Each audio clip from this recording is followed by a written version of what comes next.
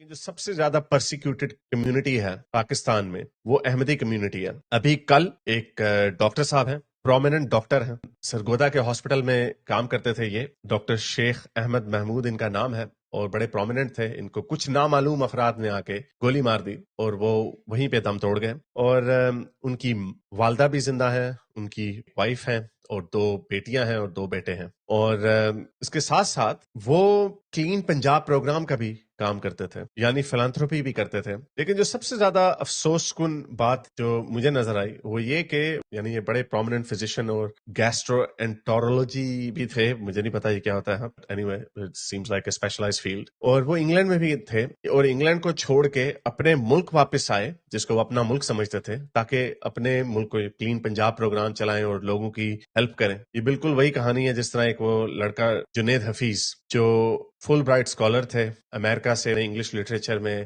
انہوں نے ڈگری حاصل کی، پھر پاکستان آئے، ملتان میں بہاؤالدین یونیورسٹی میں آ کے انہوں نے پڑھانا شروع کر دیا، کیونکہ ان کے اندر بھی کیڑا تھا کہ انہوں نے پاکستان کی خدمت کرنی ہے. تو 2015 میں ان کو گرفتار کر لیا گیا تھا گستاخی کے نام پہ، اور اب تک وہ کال کوٹری میں سڑ رہے ہیں. یعنی ایک ینگ بندہ جو پاکستان کے ساتھ حب الوطنی کے جذبے میں سرشار تھے اور انہوں نے اتنی بھاری قیمت ادا کی. اس لیے جب یہ لوگ مجھے پاکستان کے ہمارے ایکس مسلمز اور ایتھیسٹ اور یہ بھی ابھی جو انڈیا کے ساتھ جو ایپیسوڈ ہوئی اس کے اندر ان کا جذبہ حب الوطنی بڑا چڑھ چڑھ کے بول رہا تھا، تو اس لیے مجھے یہ لوگ سوری ٹو سے مجھے بیوقوف لگتے ہیں. اور میں نہیں کہتا کہ آپ اپنے ملک کے اوپر بیجا کریٹیسزم کریں، ناجائز کریٹیسزم کریں، لیکن ڈسپیشنیٹ ہو کے آبجیکٹیولی چیزوں کو تو دیکھ سکتے ہیں. یہ جو ڈاکٹر محمود ہیں یہ تو ابھی واقعہ ہوا نا، اس سے پہلے اپریل میں 2 احمدیوں کو مار دیا، کراچی میں اور لاہور میں، اور ایک کو تو موب نے مارا. دوسری جو ڈسکریمنیشن کی اکثر ویڈیوز ہیں وہ آتی رہتی ہیں، ان کے گھروں میں چھاپے مارے جاتے ہیں، ان کی مسجدوں کو توڑا جاتا ہے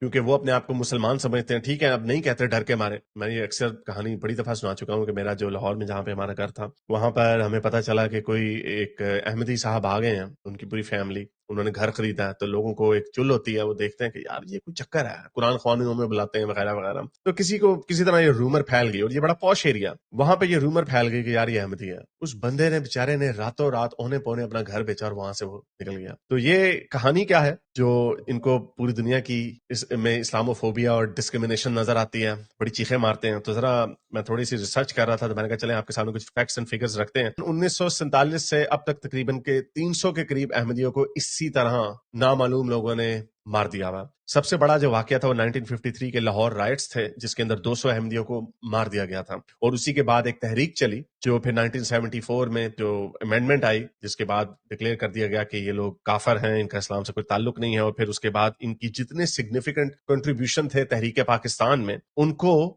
ریموو کر دیا گیا. کچھ جو نوٹیبل احمدی ہیں اوبویسلی ان میں سب سے اوپر سر ظفر اللہ خان صاحب ہیں، جن کو برطانیہ نے ان کو نائٹ ہوڈ دیا تھا. اور محمد علی جناح نے ڈان کے آرٹیکل کے مطابق انہیں ایک دفعہ اپنا بیٹا کہا تھا کہ یہ میرے بیٹے کی طرح، اور انہیں ہی یونائٹڈ نیشن میں بھیجا جہاں پہ انہوں نے کشمیر اور فلسطین کا کیس رکھا. اور جو لاہور ریزولوشن ہے 1940 کا، اس میں انہوں نے کلیدی کردار ادا کیا. اور وہ پاکستان کے پہلے فورن منسٹر بھی تھے جن کو قائد اعظم نے خود 25 دسمبر 1947 کو اپنا پہلا فورن منسٹر بنایا. بہرحال 1974 کے بعد جب اسٹیٹ نے ایک ڈسکریمنیشن سینکشن کر دی تو اس کے بعد سر ظفر اللہ خان صاحب کا جو اسٹیٹ کے آرکائیوز ہیں ان میں ان کے کنٹریبیوشنز کو مٹانا شروع کر دیا. لیکن ہسٹری اتنے آرام سے ریموو نہیں ہوتی. تو بہرحال جو قتل و غارت کا جو سلسلہ ہے اس میں جیسے آپ کو بتایا 1953 کے لاہور رائٹس ہوئے، 200 احمدی مارے گئے. 1974 میں پھر سے رائٹس ہوئے، تقریباً 12-13 کے قریب مارے گئے. جب کانسٹیٹیوشن کی امینڈمنٹ کر بھی دی 2010 میں لاہور میں میسیکر ہوا احمدیوں کی مسجدوں پہ،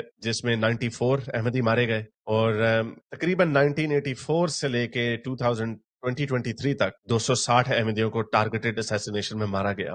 یہ نمبر تقریباً 500-600 سے اوپر جاتا ہے. اور اب اوبویسلی جیسا آپ کو بتایا کہ پرومیننٹ ڈاکٹرز کو بھی مارا جاتا ہے. مجھے یاد ہے ایک احمدی امریکہ سے پاکستان بلایا گیا اور اس کو پشاور کی کورٹ میں ایک 14 سال کے بچے نے گولی مار کے مار دیا تھا. اسی طرح کافی ڈاکٹروں کو بھی مارا گیا ہے. ایک مجھے یاد پڑ رہا ہے 2021-22 میں بھی ایک اور نیوز سٹوری میں نے کور کی تھی، اس کے اندر بھی ایک ڈاکٹر کو ان کے گھر میں گھس کے مارا تھا. تو 1974 سے ایگزیکٹ نمبر بتانا تو مشکل ہے، لیکن ہزار हजारों की तादाद में लोग यूके, कनाडा, जर्मनी और यूएस में जा चुके हैं, एमिग्रेट कर चुके हैं। पाकिस्तानी अहमदी पॉपुलेशन 35% डिक्लाइन कर चुकी है। 1998 में, सिर्फ 1998 में जो सेंसस के मुताबिक 2,91,000 अहमदियों की पॉपुलेशन थी, जो कि अब 2017 में गिर के 1,87,000 के करीब आ गई है। ये पाकिस्तान का अपना सेंसस बता रहा है। तो कहने का मतलब ये है कि ये वो लोग हैं जो पूरी दुनिया को लेक्चर देते हैं। अब ईद उल अजहा आने वाली है जहां पे बकरों की कुर्बानियां होती हैं। मुझे याद है पिछले साल इन्होंने अहमदियों के घरों में घुस घुस के उनके फ्रिजों से गोश्त निकाल के ये साबित किया कि देखो ये भी ईद मना रहे हैं, क्योंकि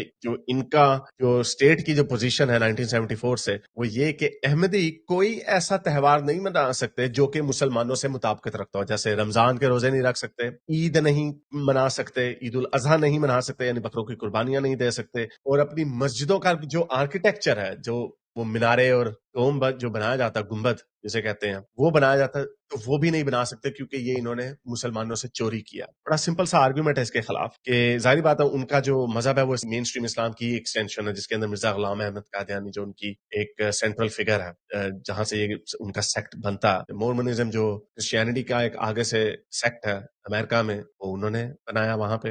लेकिन उनकी इस तरह की, आप उनको कह दें कि भाई ठीक है तुम जो भी हो। अभी मैं सुन रहा था कि वो जो खादिम हुसैन लंगड़े का जो बेटा, क्या नाम है उसका, साद रिजवी, ये जो अभी झड़पें चल रही थी इंडिया के साथ, तो वो ये कह रहा था कि या पता नहीं उसके कहने वाले उसका फेक अकाउंट होगा उसी तरह का, लेकिन उसकी बड़ी फॉलोइंग है। वो ये कह रहा था कि एक मिसाइल उधर कादियान में भी डाल दो इंडिया में, यानी इतनी उनको नफरत है कि ये इनका मिसाइल वहां पे भी ठोक दो, यानी उनके सिविलियंस को मारो। उसके बदले में मैं ये पढ़ रहा था कि इंडिया में कोई डिस्क्रिमिनेशन नहीं है। उनकी जो छोटी सी एक पॉपुलेशन है इंडिया में अहमदियों की, वो अभी भी वैसी की वैसी है जैसे पहले थी। उनके ऊपर कोई स्टेट सैंक्शन परसिक्यूशन ना अहमदियों के ऊपर है, ना मुसलमानों के ऊपर है, ना क्रिश्चियंस के ऊपर है। स्टेट सैंक्शन आम लोग जो करते हैं, जो जत्थे जो करते हैं, जो मॉब जो करते हैं, वो एक और बात है। लेकिन जो स्टेट सैंक्शन है, जब स्टेट कह देती है ये बड़े बुरे लोग हैं, ये ऐसे नहीं है, ये वैसे नहीं है, जब आप अपने पासपोर्टों के ऊपर लिख देते हैं कि मैं रसूल अल्लाह के आखिरी नबी होने पे बड़ा यकीन रखता हूं, यानी ये स्टेट का क्या काम है? कायदे आज़म मोहम्मद अली जिन्ना साहब, क्या उनको इस बात का नहीं था पता?